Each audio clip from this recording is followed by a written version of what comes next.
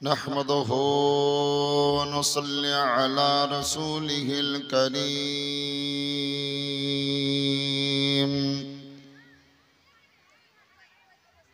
अम्मा बअद फ़अऊज़ु बिल्लाहि मिनश शैतानिर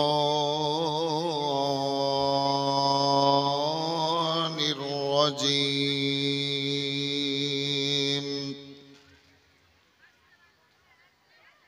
बिस्मिल्लाहिर रहमानिर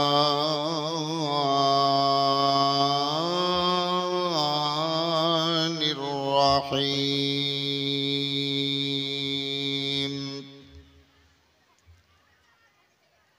लक़द कान लकुम फ़ी रसूलिल्लाहि उस्वतुन हसनह। सदक़ल्लाहुल अज़ीम। बल्लगना रसूलुहुन नबियुल अमीनुल करीम।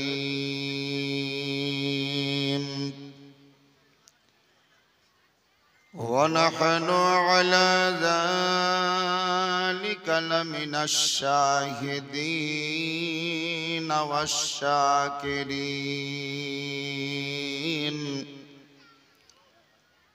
वल्हम्दुलिल्लाहि रब्बिल आलमीन। अल्लाहुम्मा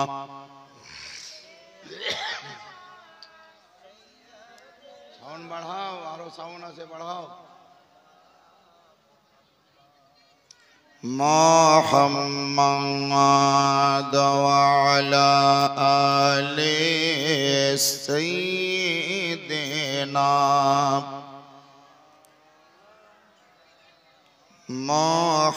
मुहम्मद व अला आले सय्यिदिना।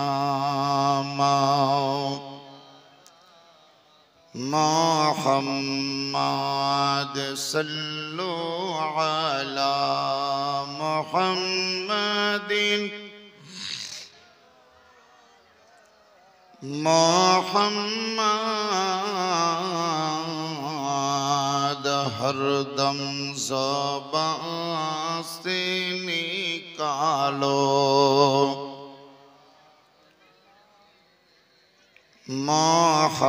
मुहम्मद हरदम ज़बान से निकालो।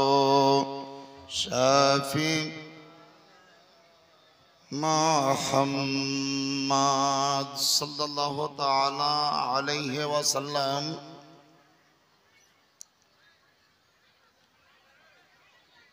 যাবতীয় প্রশংসা আল্লাহ তাআলার জন্য,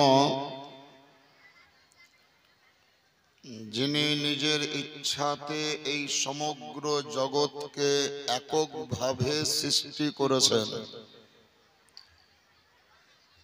এবং তিনি স্বাধীনভাবে এই সমগ্র জগৎকে পরিচালনা করছেন। সেই আল্লাহরই শুকরিয়া আদায় করার জন্য, কৃতজ্ঞতা স্বীকার করে প্রশংসা করার নিয়তে সকলেই মিলে উঁচু আওয়াজে পড়ুন আলহামদুলিল্লাহ। অতঃপর শতাধিক দরুদ ও সালাম বর্ষিত অর্পিত হোক রসুল আকরম নবী আজম নূরে মুজাসসম হযরত মুহাম্মদুর রাসূলুল্লাহ সাল্লাল্লাহু তাআলা আলাইহি ওয়াসাল্লামের উপর। সকলে ভক্তি সহকারে জান ও প্রাণ খুলে ঈমানের সঙ্গে বলুন আল্লাহুম্মা আমিন। মুআজ্জাজ সামিঈন হযরত, এই মাদ্রাসার জালসা হলো বাৎসরিক জালসা, মানে বছর কি ইয়ারলি জালসা। মাদ্রাসা জামিয়া গাউসিয়া ফৈজুল কোরআন 1988 সালে প্রতিষ্ঠিত। সরকারি আইন তৈরি হয়েছে যে 1990 সালের পর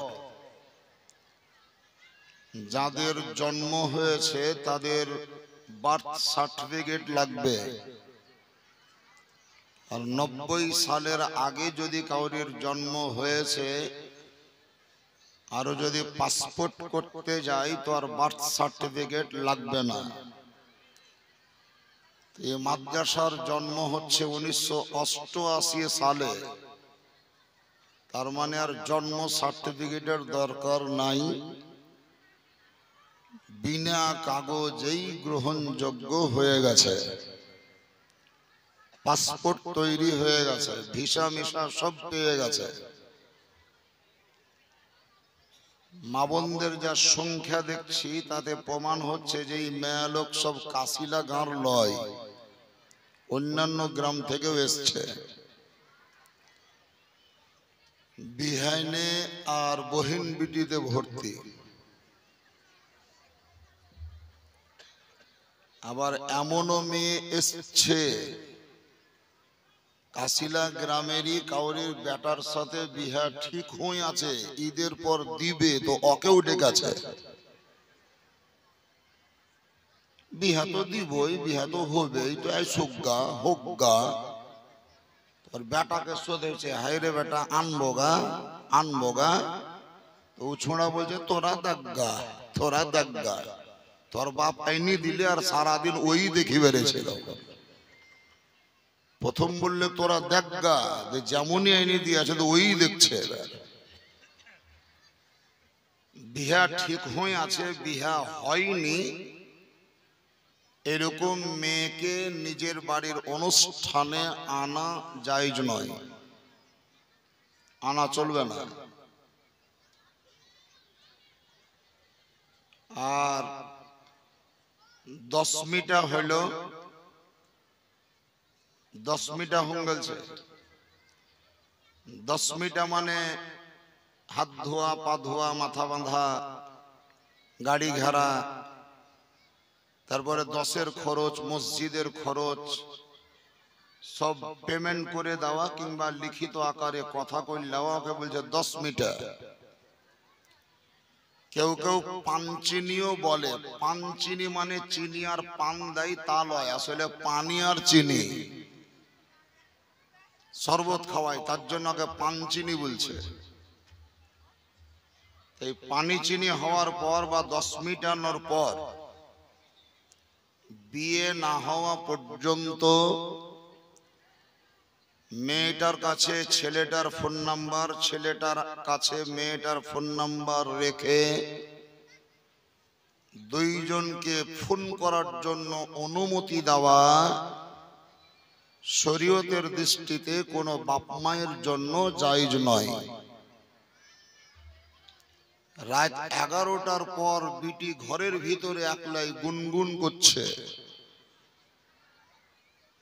রেল লাইনের প্ল্যাটফর্মে কাশিলার লোক ওই কুলিগিরি করে কেউ কেউ, তো ও বাড়ি ঢুকছে রাত 11টার পর, মানে দানাপুর যাওয়ার পর, দানাপুর না কিপুর একটা আছে, ওই পুর যাওয়ার পর, আপ লোকাল না ডাউন লোকাল। ও তো জানে যে ঘরে বিটি আমার একলাই ঘুমায়, ওস রাতে খেতে বসি ঘরের ভিতর থেকে আওয়াজ পেয়েছে, और মাকে শোধেছে যে আরে বিটি আমার একলাই তো কাহার সাথে কথা বলছে এত রাতে। তো ই আবার ওকে বলছে তোমার যে আবার ঢং লাগছে বলে জানেই না, লাগছে বলে জানেই না, কেন বিহা ঠিক হয়নি নাকি, বিহা ঠিক হয়নি নাকি। ও জামাইয়ের সাথে কথা বলছে, জামাই তোর বাপে,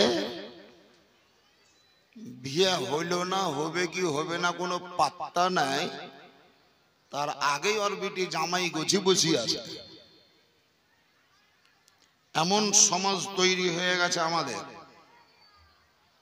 এই সমাজ কলুষিত সমাজ। আল্লাহর নবী রাসূল আরবি সাল্লাল্লাহু তাআলা আলাইহি ওয়াসাল্লামের উপরে যে কিতাব অবতীর্ণ হয়েছে সেই কিতাবটির নাম কোরআন। আসমান জমিন চন্দ্র সূর্য গ্রহ তারা সবকিছুই হলো আল্লাহর সৃষ্টি, কিন্তু কোরআনকে আল্লাহর সৃষ্টি বলা চলবে না। কেন? এটা আল্লাহর সৃষ্টি নয়, বরং আল্লাহর বাণী। এই কারণেই কোরআনের দ্বিতীয় নাম হলো কালামুল্লাহ, কালামে পাক। এই কোরআন শরীফের মধ্যেই আল্লাহ তাআলা ঘোষণা করেছেন, লাকাদ কানা লাকুম ফি রাসূলিল্লাহি উসওয়াতুন হাসানা। আরব, ভারত, ইরাক, ইরান,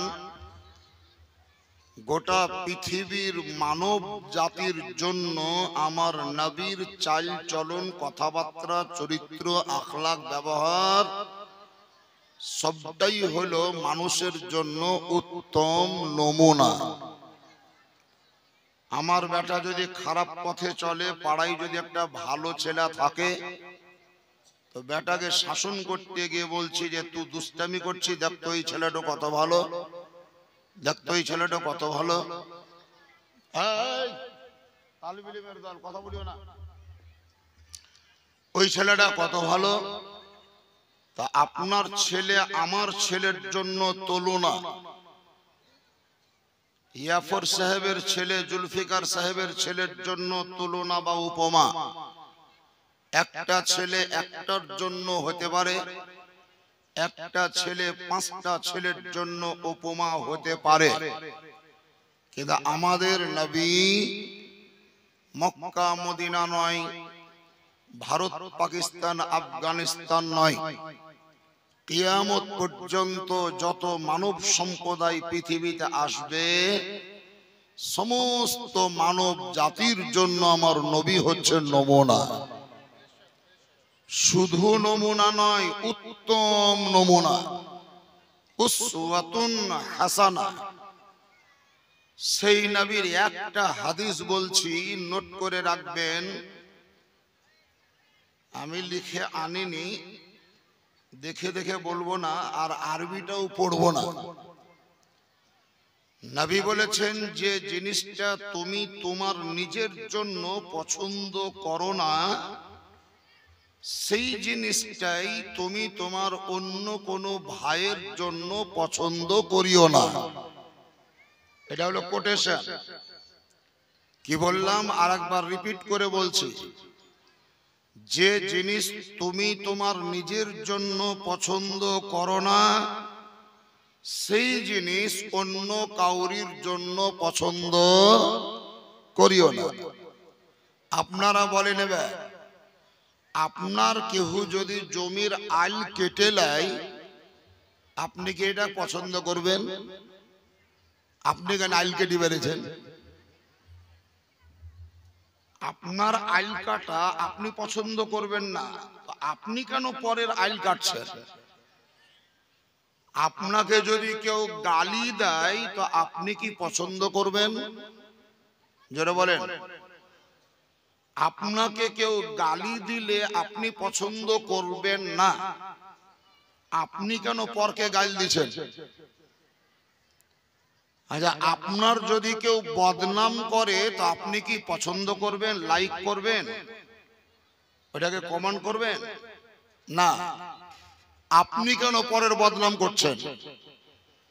যেখানে আপনার বদনাম আপনি পছন্দ করছেন না, পরের বদনাম আপনার করা চলবে না।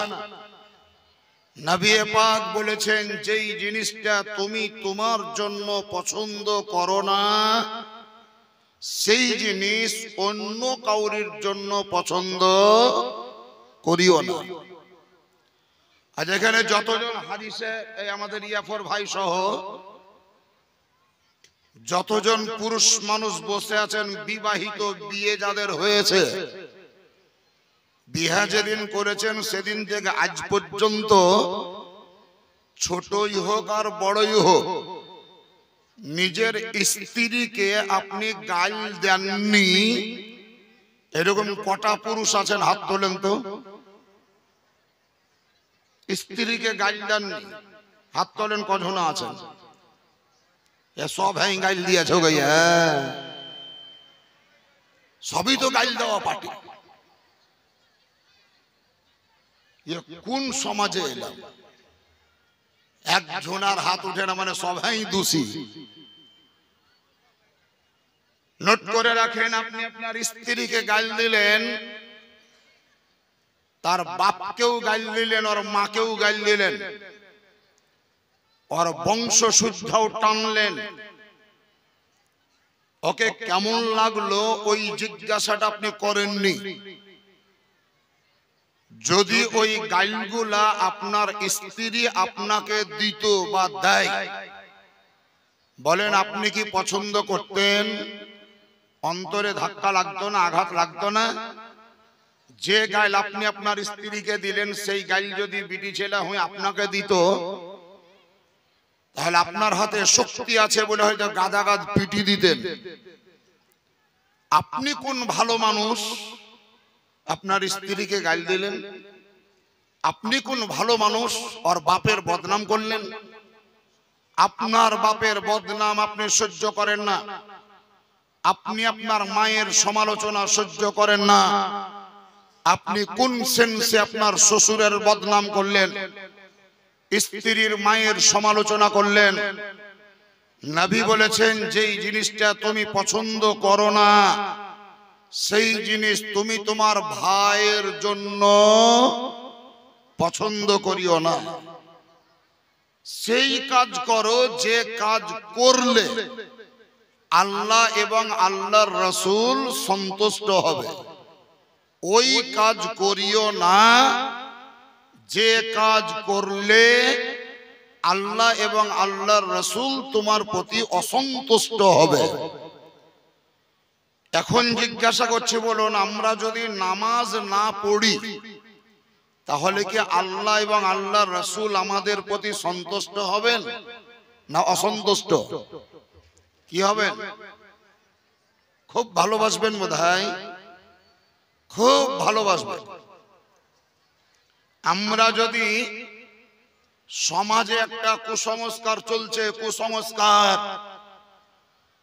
আমার প্রথম বেটার যেদিন বিহা দিব, প্রথম বেটার যেদিন বিহা দিব, তো বেটা আর বহুর বাসর ঘর হইতে দিব না, দুইজন দুইজনকে মিলিত হতে দিব না, যতক্ষণ পর্যন্ত সত্য পীরের গান না করব। মানত মেনেছে হুসমুটি মা, এগুলা মা হলো হুসমুটি। এরকম বাপ যদি হয় তাহলে জানবেন হুসমুটা।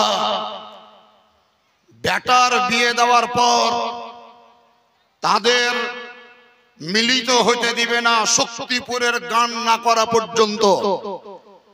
এই শক্তিপুরের গান করাটাকে অনেক মুসলমান ধর্ম মনে করে, অনেক মুসলমান নেকির কাজ মনে করে, অনেক মুসলমান সওয়াবের কাম মনে করে। কিন্তু নোট করে রাখুন, শক্তিপুরের গান করা শরীয়তের দৃষ্টিতে নাজায়েজ হারাম, আসাধ্যে হারাম, সম্পূর্ণ হারাম। আপনি যদি মুসলমান হন, মুসলমান ঘরের বউ হন, মুসলমান ঘরের বিটি হন, মুসলমান ঘরের মা হন, খবরদার এই ধরনের মানত মানবেন না। এই মানত মানা নাজায়েজ হারাম। বাপজিরা, মানত মানার দুটো প্লেস উৎকৃষ্ট, মানত মানার দুটো জায়গা হচ্ছে উৎকৃষ্ট। পীরের মাজারেও মানত মানা জায়েজ, নাজায়েজ বলছি না আমি, কিন্তু উৎকৃষ্ট প্লেস হলো দুটো। এক নাম্বার জায়গা হলো মানত মানেন খোদার ঘর মসজিদে। দুই নাম্বার মানত মানার উৎকৃষ্ট প্লেস হলো নবীর ঘর মাদ্রাসা। নবীর ঘর মাদ্রাসা। কিন্তু মাদ্রাসায় মানত মানার লোক পাওয়া যায় না। মাদ্রাসায় মানত করতে হয় এটা বোধহয় কেউ জানেই না। কি মানত মানবেন? আমার মনের বাসনা পূর্ণ হলে মাদ্রাসার যত তালেবুল ইলম আছে তাদেরকে আমি একদিন নিজের টাকা খরচ করে রান্না করে সকলকেই পেট পুরে খাবার খাওয়াবো। আপনি যদি মানত মানতে পারেন, কসম খোদার ওই তালেবুল ইলমরা খাবে, আপনার এটা সাদকায়ে জারিয়া হিসাবে আল্লাহর নিকটে প্রমাণিত হয়ে থাকবে। যা হোক বাপ, এই মাদ্রাসা team team team team team team করে চারাকের মতন জ্বলতে জ্বলতে জ্বলতে জ্বলতে আজকে দেখতে পাচ্ছেন হ্যাসাকের মতন জ্বলতে লেগেছে। আরো কিছুদিন অপেক্ষা করুন, দেখবেন হ্যালোজেন বাল্বের মতন জ্বলবে। আর সেই 1988 সাল থেকে চলছে। আমার গাঢ় বিশ্বাস, আল্লাহর প্রতি ভরসা করে বলি, এই মাদ্রাসা ইনশাআল্লাহ কিয়ামত পর্যন্ত চলবে। যে মাদ্রাসা চলার পিছনে আপনাদের সহযোগিতা আছে, আপনাদের সাহায্য আছে। এই কারণেই স্টেজে আসেনি এক লোক ঢুকলোই ঘরে, কাসিল্লাতেই বাড়ি, আধার কার্ডে নাম লেখা চর লুৎফুল, আধার কার্ডের নাম হলো লুৎফুল, ডাক নাম হলো হুড়ু। চিনতে পারলেন? হুড়ু। ওর বক্তব্য যে হুজুর আমি থাকতে পারবো না, আমার নামে 1000 টাকা মাদ্রাসায় লিখে দিয়ে। मौलाना लिखिए, हुड़ू का नाम पहले ही लिखिए, उद्बोधन कर दीजिए। চেয়ারে বসা মাত্রই ইয়াফর ভাইয়ের হাত থেকে টাকা পেলাম, তার আগে টাকা পেয়েছে আমার এখানে দাঁড়িয়ে।